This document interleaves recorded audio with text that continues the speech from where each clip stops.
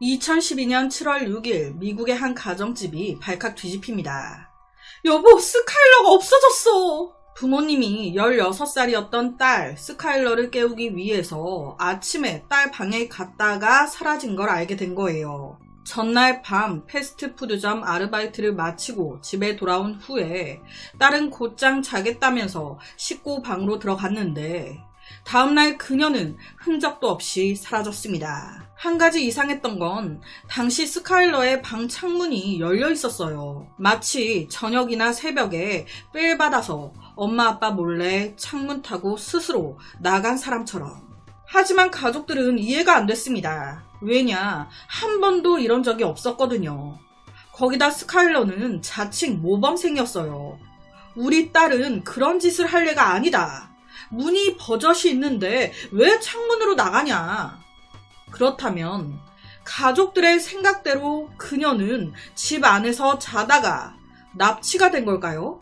가족들은 바로 경찰에 실종신고를 넣게 됩니다. 그리고 동시에 경찰에 제발 앰버 경보 좀 발령해주세요 라면서 호소를 해요. 미국에서 아이가 유괴됐을 때 울리는 긴급 알람 메시지입니다. 앰버 경보가 발령되면 TV, 라디오 등의 매체, 전광판이나 SNS, 휴대폰 등을 통해서 경보가 방송된다고 하는데 이거 너무 좋은 것 같아요.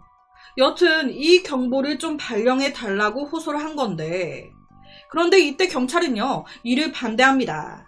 왜냐, 경찰이 봤을 땐 이 사건 납치 유괴로 보이지 않았거든요. 우선 진짜 유괴 사건이었다면 아이 납치한 후에 납치범들이 바로 보호자한테 연락해서 돈이나 어떤 걸 요구했을 거예요. 그런데 그런 거 전혀 없었죠. 거기다 창문도 열려 있었어요. 납치됐을 가능성도 있겠지만 스스로 집을 나갔을 가능성도 충분히 있어 보였습니다. 또한 당시에 집 주위에 CCTV를 확인해 보니까 새벽에 스카일러가 집을 나와서 스스로 세단?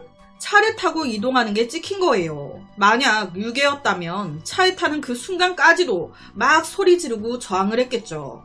그 모습이 담겼어야 정상입니다. 하지만 CCTV 속의 그녀는 저항 하나 없이 바로 차에 스스로 타요. 이게 어떻게 유괴고 납치냐. 이건 명백히 스스로 가출한 거다. 앰버 경보 낼 수 없다. 그렇다면 가출했다는 건데 금방 돌아오려나? 아니요. 그녀는 사라진 지 몇 달이 지나도록 연락도 돌아오지도 않았습니다. 이에 애가 타기 시작한 가족들, 뭐라도 해야겠는데 경찰은 조사조차도 안 해주고, 그러니까 답답한 마음에 전단지를 만들어 마을에 막 돌리기 시작해요. 그리고 이때 함께 걱정하고 있었던 스카일러의 가장 친한 친구 실리아와 레이첼도 함께합니다.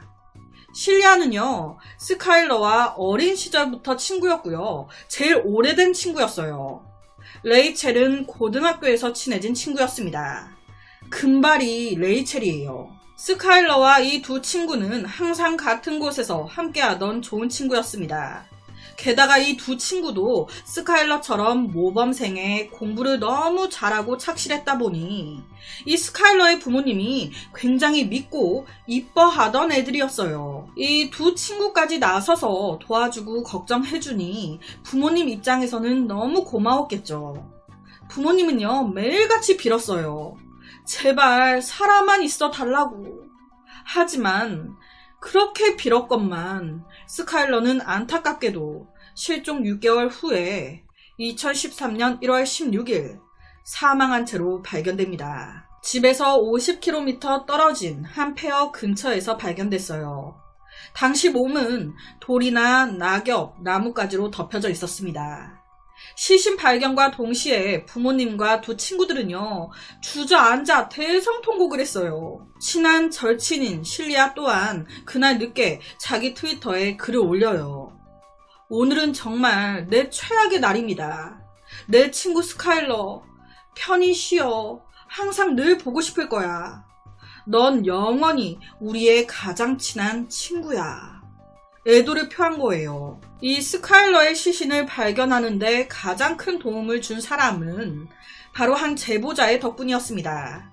그 제보자가 시신 위치를 딱 알고 있었거든요. 그 사람은 스카일러가 너무 걱정돼서 기다리지 못하고 경찰서로 왔다고. 스카일러의 시신 위치를 제보한 사람은 다름 아닌 그녀의 가장 친한 친구 레이첼이었습니다. 같이 전단지까지 돌리면서 스카일러를 찾는데 도왔던 레이첼이 시신 위치를 알고 있었다? 왜? 어떻게? 그럼 알면서도 모른 척 전단지 돌리면서 쇼했던 거야? 어떻게 레이첼은 경찰도 찾지 못한 시신 위치를 알고 있었을까? 지금부터 사건 당일인 7월 5일 늦은 밤으로 돌아가 보겠습니다. 그날 스카일러는 아르바이트를 마치고 집에 와서 잠자리에 들 준비를 하고 있었습니다. 그런데 딱 그때 그녀의 핸드폰이 울려요. 전화를 건 사람은 친구 레이첼. 스카일러, 나 지금 니네 집 앞이야. 잠깐 밖에 나갈래? 야, 나와. 창문으로 밖을 봤더니 레이첼이 세단 차를 몰고 앞에 와 있네. 그래서 레이첼이 부모님이 알지 못하도록 창문을 통해 밖으로 나갔던 겁니다. 그 후에 그들은 30km 떨어진 펜실베니아의 한 숲으로 갑니다.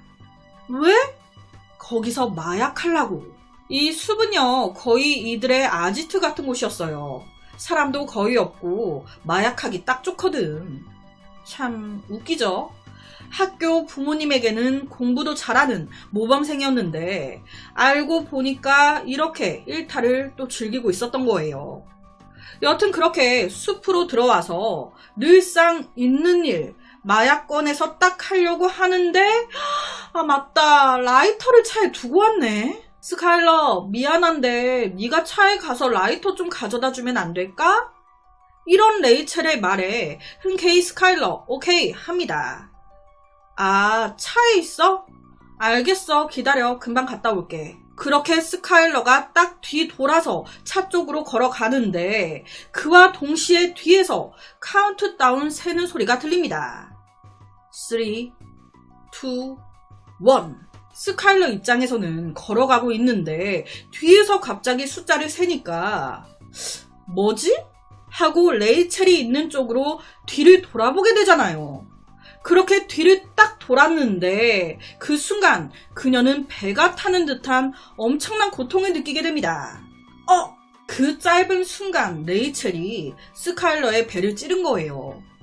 갑작스러운 친구의 이런 돌발 행동에 스카일러는 살기 위해 도망치려고 했습니다. 그런데 그 절친이라던 레이첼은 어딜 도망가! 연달아 계속 찔러댔어요. 절친 스카일러의 움직임이 멈출 때까지. 죽은 걸 확인한 레이첼은 이제 죽었네. 야, 실리아, 옮기자. 이 말에 갑자기 어딘가에 숨어있던 실리아가 쓱 나와요. 그러니까 스카일러의 절친이라던 실리아, 레이첼 둘이서 공모해가지고 죽인 겁니다. 자기 절친들한테. 아니, 이 두 친구는 친구도 아니죠. 이것들은요, 스카일러의 시신을 폐허 근처에 버려버립니다. 원래는요, 시신을 땅에 묻으려고 했었대요. 그런데 생각보다 흙이 딱딱해. 잘 파지지가 않는 거예요. 그래서 몇 번 팔려고 시도하다가 아이씨, 안 해. 야, 그냥 여기다 버리자. 대충 그냥 쓰레기 버리듯이 툭 던져놓고 그 위에 낙엽이나 기타 잔해로 덮여놓은 겁니다. 덮어놓은 거예요. 시신을 숨긴 후에 둘은 옷을 갈아입고 각자 집으로 갑니다. 이들이 소름 돋는 게 자기들이 죽여놓고 아무것도 모르는 척, 같이 걱정하는 척 하면서 스카일러의 부모님을 도와 전단지까지 돌리면서 생쇼를 했었다는 거예요. 이 모든 사실을 알았을 때 부모님 얼마나 기가 찼을까요? 사실 이 소녀들의 범죄는요, 우발적인 게 아니었습니다. 철저하게 몇 달 동안 범행 현장부터 시신 투기 방식, 살해 방법, 도구 등등 세밀하게 하나하나 계획한 계획 범죄였어요. 그들의 차에는요, 칼, 갈아입을 옷, 삽, 피를 닦을 표백제까지 범행에 필요한 모든 것이 들어가 있었습니다. 그들의 범죄는요, 무려 6개월 동안이나 발각되지 않았어요. 완전 범죄로 묻히는 듯 했습니다. 그런데 뜬금없이 레이첼이 시신 위치를 안다면서 자백 아닌 자백을 했죠. 왜 했던 걸까요? 사실 자기 절친을 죽인 후에 레이첼은 죄책감을 느꼈어요. 그래서 정신병원에 입원까지 하기도 했습니다. 아무래도 스카일러의 부모님이 또 힘들어하는 것까지 옆에서 보다 보니 더 그랬겠죠. 그래서 정신병원에서 퇴원하자마자 경찰서를 찾았던 거예요. 자기가 스카일러의 시신 위치를 알고 있다고. 그렇다면 여기서 또 한 가지 너무너무 궁금한 게 있죠. 이 세 사람은 절친이었어요. 그런데 그들 중 한 명을 계획적으로 죽였다면 상당한 원한이 있었다는 건데 도대체 이 둘은 스카일러를 왜 죽인 걸까? 레이첼과 실리아가 체포된 후에 이들은 범행 동기에 대해서 이렇게 얘기했습니다. 사실 저희가요, 스카일러랑 같이 다니긴 했는데요. 솔직히 같이 다니기만 했을 뿐 저희 스카일러 별로 안 좋아했어요.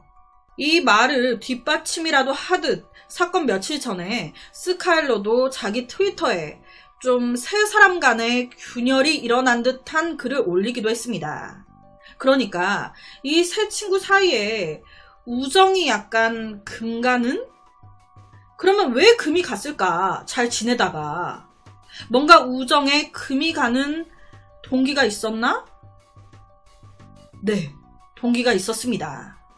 사실 이들 우정에 금이 간 이유는요, 스카일러가 레이첼과 실리아의 어떤 비밀을 발견했기 때문이었어요. 사건이 일어나기 몇 달 전 어느 날 밤에 스카일러와 레이첼, 실리아는 평소처럼 드라이브를 가기로 약속하게 됩니다. 하지만 이날 스카일러 혼자 늦게 퇴근을 하게 되면서 조금 늦게 이 드라이브에 합류하게 돼요.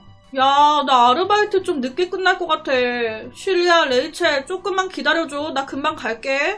그렇게 일이 딱 끝나고 다급하게 자기를 기다리고 있는 레이첼 세단 차로 막 달려갔는데 문을 열거나 창문을 두드리려고 차 가까이 가서 안을 딱 보는데 내 친구 레이첼과 실리아가 둘이 키스하다 못해 그 여자들끼리 그 관계에 가지는 그런 장면을 보게 된 거예요. 스카일러가 너무 놀랬겠죠. 내 친구들끼리 둘이 지금 뭐 하는 거야? 충격을 받은 스카일러는 아무 말도 하지 않고 현장을 떠났습니다. 그리고 이 모습을 레이첼과 실리아가 본 거예요. 야, 큰일 났어. 스카일러가 본 것 같아. 그 순간 둘은 불안감에 휩싸였습니다. 야, 스카일러가 우리 관계 이거 다 까발리는 거 아니야? 우리 이러고 있었던 거 사람들한테 다 말하고 다니는 거 아니냐고. 그래서 죽인 거예요. 이게 살인 동기입니다. 자기네들 동성관계인 거 스카일러가 말하고 다닐까봐. 2013년 5월 1일 레이첼과 실리아는 살인 혐의로 기소됐습니다. 그리고 이 소녀들은 미성년자였지만 계획적인 살인을 저질렀기 때문에 성인 취급을 받아야 했어요. 레이첼은 2013년 5월 1일 2급 살인에 대해 유죄를 인정하고 10년 후에 가석방 자격이 있는 징역 30년. 실리아는 2014년 1월 24일 1급 살인에 대해 유죄를 인정하고 15년 후에 가석방 자격이 있는 종신형을 선고받았습니다. 하지만 이 소녀들은 감옥에서 있을 뿐 살아있을 순 있겠죠. 스카일러는 죽어서 다신 돌아올 수 없는데 말이죠. 그래서 오늘은 절친이라고 믿었던 세 친구 사이의 갈등으로 인해 벌어진 한 살인사건을 가지고 왔습니다.